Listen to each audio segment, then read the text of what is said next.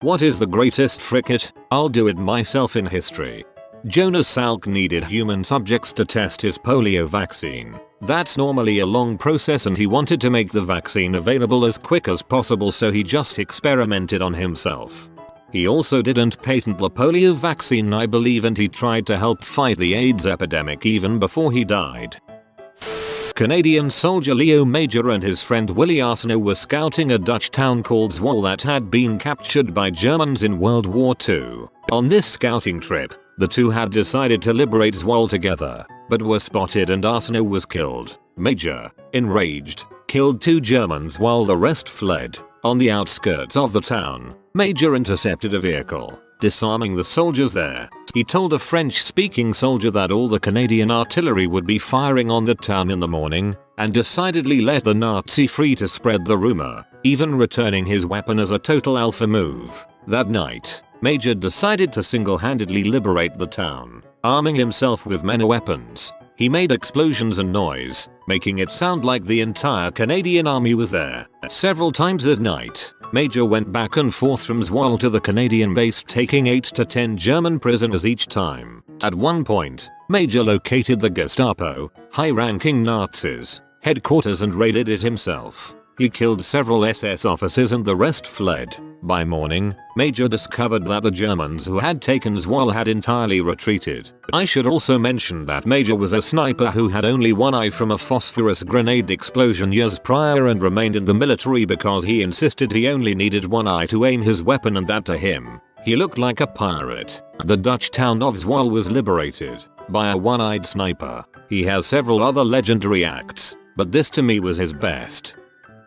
Otis invented pretty much what we consider the modern elevator. Nobody was convinced it was safe, so he hoisted himself up extremely high and had somebody cut the cable with an axe to prove how confident he was that the elevator was safe regardless of almost worst case scenarios.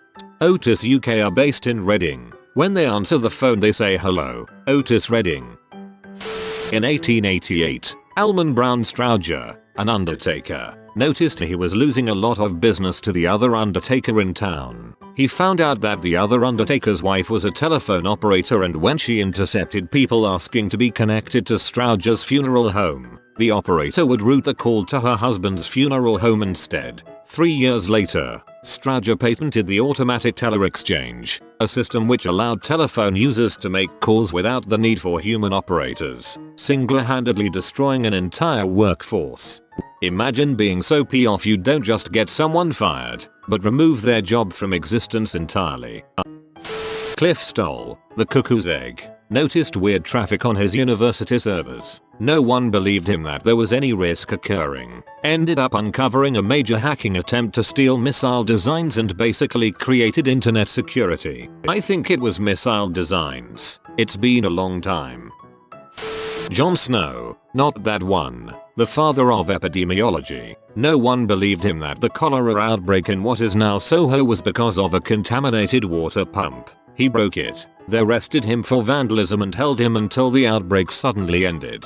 He was also a pioneer when it came to anesthetics. Queen Victoria permitted him to put her under for the birth of 2 of her children. I visited his memorial in Brompton Cemetery a few years ago. He's right round the corner from Emmeline Pankhurst's grave. Both sites had fresh flowers on them.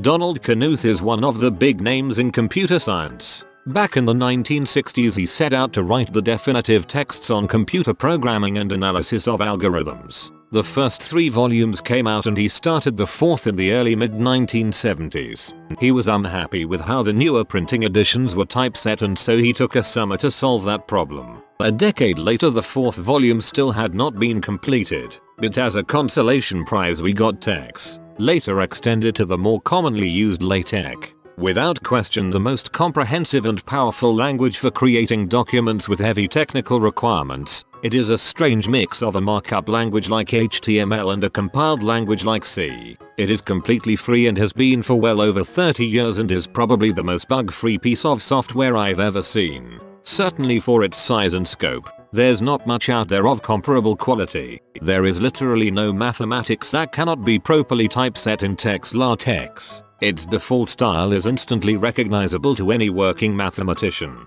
It is used across nearly all STEM fields, and there are hundreds, if not thousands, of journals that only accept manuscripts written in LaTeX. It wasn't until the early 2000s that drafts of the 4th volume started to appear. Nobody has seemed to mind. Probably the time Nando Pirado and Roberto Canessa decided they couldn't wait around any longer and legged it for 10 days across the Andes with no warm clothes, climbing gear, or food except some scraps of their dead friends stuffed into a sock. They finally found someone out in the middle of nowhere, Sergio Catalan, who rode horseback all night and then took a bus to get some help. The mountain climbers had come from the wreckage of a crashed plane that everyone had been looking for over 2 months. They needed help for the other survivors who were injured and starving. They saved 14 of their friends. Morris Hillman invented over 40 vaccines during his career in the pharmaceutical industry. In 1963, his oldest daughter caught the mumps. He cultured a sample from her, developed a vaccine, and injected it into his younger daughter. That vaccine is still in use and has saved millions of lives. In total, it's estimated that his work has saved 118 million lives globally. And because he used it on his daughter, it is to this day the fastest any effective vaccine has ever been produced. The guy who started FedEx wrote a college paper about a nationwide overnight shipping company and got a C, started the company anyways. Later, after he started it and it was struggling, he couldn't get a loan and the company was almost bankrupt, and he bet next week's payroll at the casino on roulette and won. Also got a silver star in the Vietnam War and now co-owns the Washington Redskins, the latter often viewed as the biggest failure in his life. It was blackjack, not roulette. Leo Major, he liberated an entire village from Nazis by himself. He's one of the handful of super badass soldiers you sometimes hear about from World War II. I'm surprised no one's mentioned Catherine the Great of Russia. She decided her husband was useless, which, granted, he was, and proceeded to set up a military coup to overthrow him. Even with the plan being discovered early, she dressed herself in military garb and marched with her new army, which had just sworn loyalty to her, down to Peter's palace, where he was forced to resign the throne, all without a single drop of bloodshed, at least until Peter turned up dead some time later under shady circumstances. But honestly, for a military coup it was pretty non-violent. If saying "frick it, I'm ruling Russia myself" isn't great, I dunno what is. I mean, it's right there next to her name for a reason. It's incredible, especially considering A, she's a lady, B, she wasn't Russian, C, she wasn't originally Russian Orthodox. Not a very old story. Manjheol the mountain man lived in a very remote village of India whose route to nearby was blocked a mountain, and hence villagers had to climb it every time. And they had to do that daily to get essential supplies. During one of these trips, his wife fell down the mountain. He loved her a lot. He tried first to persuade the gov to do a mountain tunnel project there, but to vain. So he went on alone to break the entire mountain with just an axe. He did that for 10 plus years and finally succeeded. There is a Bollywood movie on him too. Title: Manji, the Mountain Man. I feel like he went through a lot of axes, lol. That's pretty impressive though. Nikola Tesla was tasked with lighting up the World's Fair, but Thomas Edison wouldn't allow him to use any of his patents, so Tesla had to invent a new light bulb that didn't use any of Edison's patents and could still have thousands made in time for the event. Tesla was definitely one of the most underrated geniuses of his time. I believe he died penniless in 1943. Desmond Doss single-handedly saved from 50 to 100 men up on Hacksaw Ridge in Okinawa. His company was ordered to retreat when they were attacked by the Japanese, but instead he said nah, stayed up on the ridge alone, unarmed, and dragged as many soldiers as he could to safety without any help. Even when he was shot by a sniper and riddled with shrapnel, he made sure they took another guy down the hillside before him. Australian stretcher bearer Leslie Allen did a similar thing on Mount Tambu. Carried out 12 men one at a time on his back alone, received a Silver Star. James Clerk Maxwell was idolized by Einstein as being the father of modern physics. Not only did he formulate the classical theory of electromagnetic radiation, but just for shoots and giggles he calculated exactly what Saturn's rings were made from using pure mathematics. It wasn't until Voyager 1 and 2 passed by and took photos in the early 80s did we get confirmation that Maxwell was right. He then calculated how to take a color photograph in 1855. This was then achieved in 1861 and is recognized as the first ever color photograph. Don't forget his advances in statistical mechanics.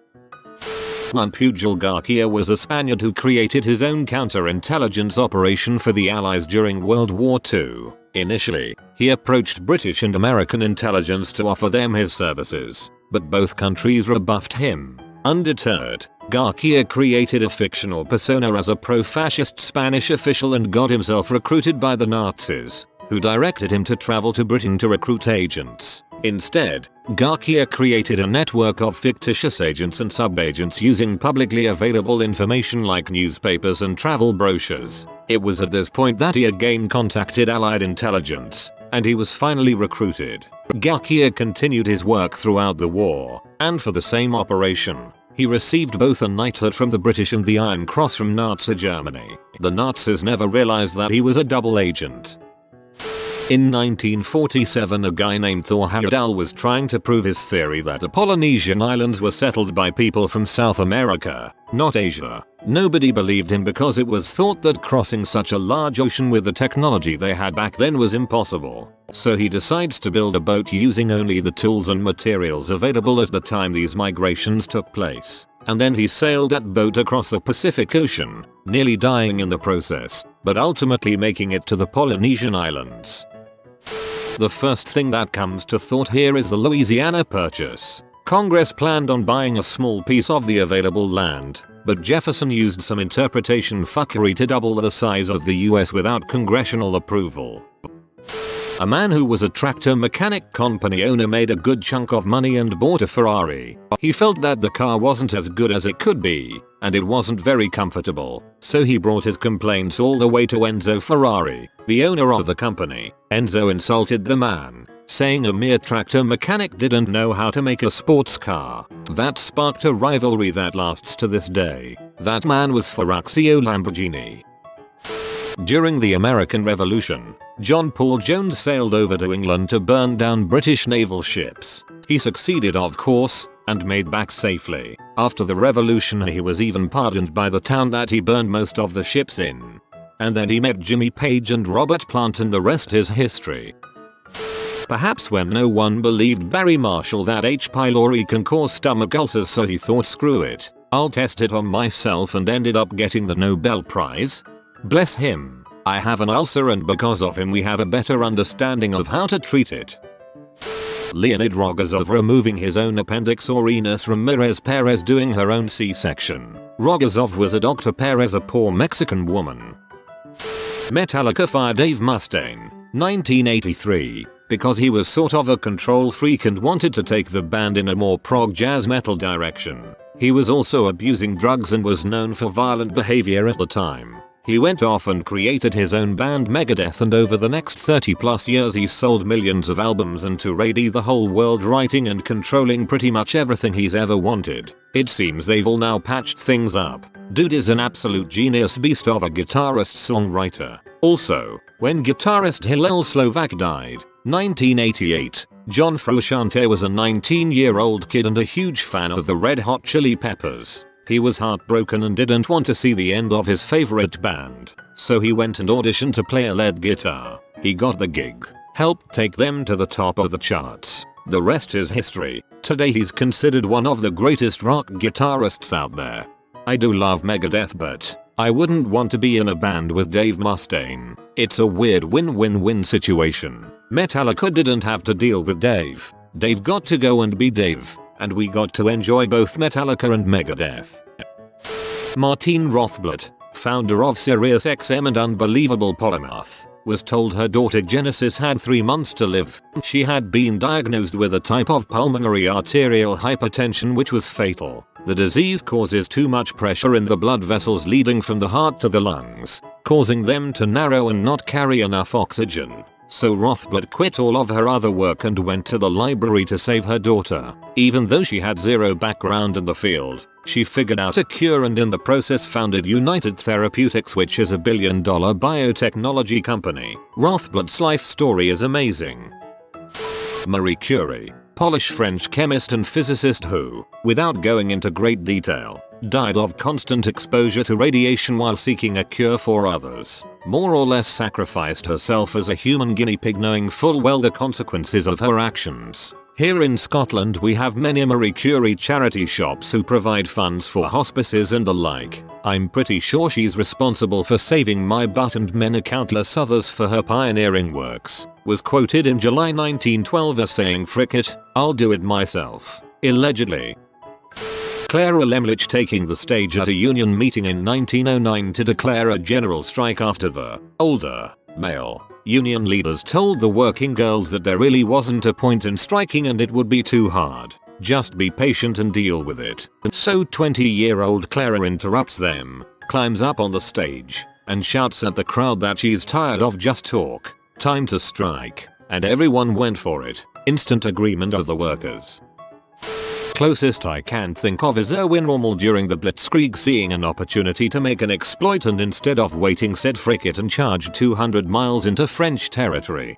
Which is interesting since in World War I the German leader, can't remember his name, pushed beyond where he was supposed to since the French resistance sucked, but it partially cost them the war for overextending. The Soviet woman that lost her husband to the Nazis sold everything and to pay for a tank with the request that she gets to drive it to fight Nazis. Go read up about Maria Oktyabrskaya on Wikipedia. When Sony and Nintendo partnered for a CD add-on for the SNES, but Nintendo decided to partner with Philips instead, leaving Sony behind. Sony took all the knowledge about video games that they learned from working with Nintendo and created the PlayStation. All the while Nintendo was still buying the sound chips for the SNES from Sony. George Clooney bought his own spy satellite to prove the alleged crimes of an African warlords because nobody else would. He bought satellite time, not an entire spy satellite. Sir Ranulph Fiennes after an expedition, I think to the Arctic, had frostbitten digits on one hand. After becoming irritated and uncomfortable waiting for the docs to sort out treatment, he went to his garden shed and amputated them himself.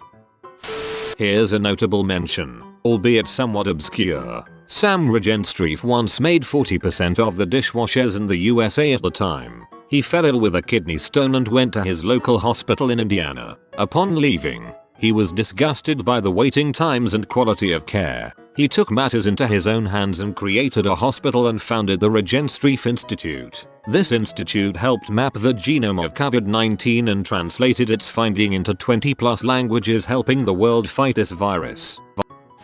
Henry Ford proposed to buy Ferrari so that Ford could be competitive in the performance car market. The deal was about to be signed, but Enzo only wanted to sell the commercial Ferrari division and not the racing arm. So Henry Ford said "Frick it," and thus was born the Ford GT40. Ferrari is pretty much the reason two other sports car companies exist. Wasn't there that Russian, of course he was Russian, doctor that did stomach surgery on himself, with only a bottle of vodka for an aesthetic? He was stuck in Antarctica and was the only doctor available. He got a group of people to hold mirrors and hand him stuff and had another group for if anyone passed out. He then took out his own appendix. During the American Civil War, General McClellan was in charge of the Army of the Potomac. He was an overcautious kind of officer, and he wasn't doing enough to move against Lee's Army of Northern Virginia. Lincoln got fed up with the inaction and wrote him a letter in which he asked his general if he could borrow the army, since you're not using it for anything. Stanislav Petrov making the decision not to push the button to launch nuclear missiles, as would have been his direct orders when the Russian early warning system wrongly indicated the launch of American missiles in 1983. One man saved the entire world from nuclear destruction. So this is undeniably the greatest of these moments in all human history. There should be a statue of him in every major city around the world. General Vladimir Karpovich Pikolov was in charge of the chemical troops of the Soviet Union during the Chernobyl incident. When asked to get one of his men to get a reading of the radiation levels inside the reactor, he said he'll just do it himself. Fun fact, not only he survived the radiation until 2003 where he died normally, he also survived 3 of the deadliest battles in the Russian front during World War II. Maria Vasilievna Oktyabrskaya, otherwise known as the fighting girlfriend, sold all of her possessions to buy and donate a tank to the Soviet Union after the death of her husband in 1941. She requested and was allowed by the army to let her drive the T-34 she promptly named the fighting girlfriend. Oktyabrskaya proved her ability and bravery in battle, and was promoted to the rank of sergeant. Unfortunately, she later died in 1944 due to wounds she suffered from in battle. She was later given the title of Hero of the Soviet Union, the highest honor any Soviet soldier could earn. Maria was one of 2 female drivers to earn the title. Dashrath Manji, the Mountain Man. Dude carved a way through a mountain single-handedly to pave a shorter way to a hospital because his wife died due to the lack of treatment after falling from the same mountain. It took him 22 years. The authorities did not react, so he did. This happened in rural India and there's a movie about him. For the last track of their album Innuendo, Queen was arguing about if Freddie Mercury was healthy enough to sing. May states, "I said, Fred, I don't know if this is going to be possible to sing." And he went, "I'll freaking do it." Darling, he put his vodka down and recorded the entire song in one take. Reading this, I was like, this has to be the show must go on. And happily it was. Amazing track, holy heck. Prince single-handedly wrote, produced, and played all the instruments and his own vocals of Purple Rain. He did it by playing each instrument all the way through while recording each layer of instrumentals over each other, then editing all of them in one track with his vocals as the final touch. During the invasion of Germany, General Patton was told not to take Trier, as it would require 4 divisions and not be worth the time manpower. He sent a message back saying, "Have taken Trier with 2 divisions. What do you want me to do? Give it back." Tommy Wiseau couldn't land an acting job in Hollywood, so he wrote, produced, directed, and starred in his own movie despite having no experience in any of those things. The rest is history. Alfred Wegener. No one believed him that the continents were once together. Panji. So he did his own research and died in a blizzard in Greenland, and only 30 years after he died a new idea came to life. Plate tectonics and continental drift. The assassination of Archduke Franz Ferdinand. The Black Hand Gang came up with a meticulous way to assassinate the Duke as he toured the city. After one bomb being thrown and missed, the assailant trying to commit suicide in a puddle, the leader of the gang eventually shot the Archduke himself after stopping for a sandwich. And that's how we got Tentacle P. Thank you for coming to my TED Talk. If you are new to the channel, you can subscribe. I publish new videos every day. Until then, check another video.